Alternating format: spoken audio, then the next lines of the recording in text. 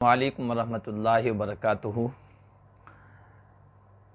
ہم اس وقت الحمدللہ ایران کے شہر تہران میں پہنچ چکے ہیں اور ہوٹل میں ہیں۔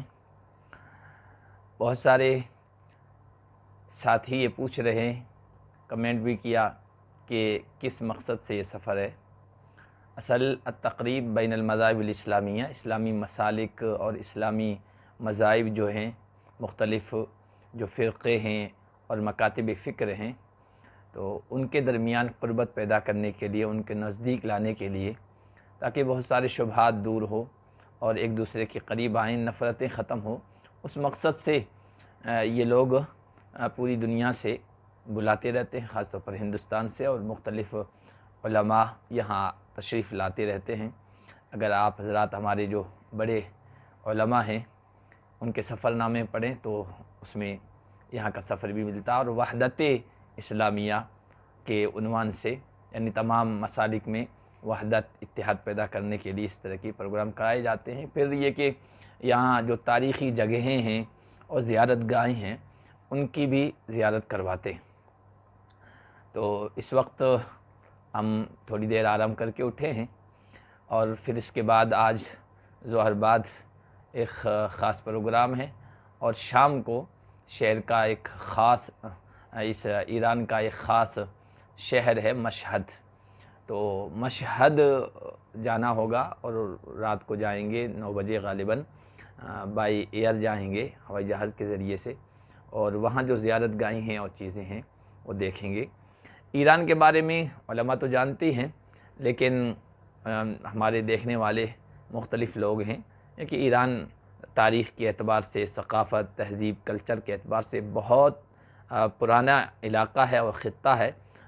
بہت مشہور بعض مذاہب ہیں، دھرم ہیں جو یہاں کی پیداوار ہیں، اور اس کے بعد جب یہ علاقہ، یہ خطہ حضرت عمر فاروق رضی اللہ تعالیٰ عنہ کے دور خلافت میں اسلامی مملکت کے زیر نگیں آیا، تو اس کے بعد سے ہمارے جو بڑے بڑے علماء ہیں، مفسر ہیں، ادباء ہیں، منطق، فلسفہ، ادب، فقہ، تفسیر کی بہت ساری کتابیں علماء پڑھ کر عالم بنتے ہیں، نصاب میں، سلیبس میں داخل ہیں، وہ اسی خطے کے رہے۔ حضرت امام ابو بکر جساس رازی، امام فخر الدین رازی جو بڑے مفسرین ہوئے ہیں، تفسیر کے ماہر ہوئے ہیں، وہ اسی علاقے میں ہیں۔ اور شیخ سعدی شیرازی جو مشہور شاعر گزرے ہیں، مولانا روم مثنوی جن کی ہے اور بڑی اس کی دھوم ہے، وہ بھی اسی خاک میں آسودہ خواب ہیں، آرام فرما ہیں، اور بہت مشہور علاقے ہیں۔ نیساپور ہے، خراسان ہے، اور ماوراء النہر کا علاقہ ہے، بڑے مردم خیز یہ علاقے تھے، علم و فن کے بڑے بڑے یہاں ادارے تھے، اور بڑی شخصیات گزری ہیں، وہ یہاں پر اسی جو موجودہ ایران ہے اس میں تھے۔ اور بھی جو مشہور علاقے ہیں، سمرقند ہے، کوفہ، بغداد ہے، تو وہ یہاں تو نہیں ہے لیکن اس سے دور بھی نہیں ہے، قریب قریب ہے۔ بہرحال ایک جو علم سے، ادب سے، فن سے تعلق رکھتا ہے تو اس کی خواہش ہوتی ہے کہ ایسے علاقے کو دیکھے۔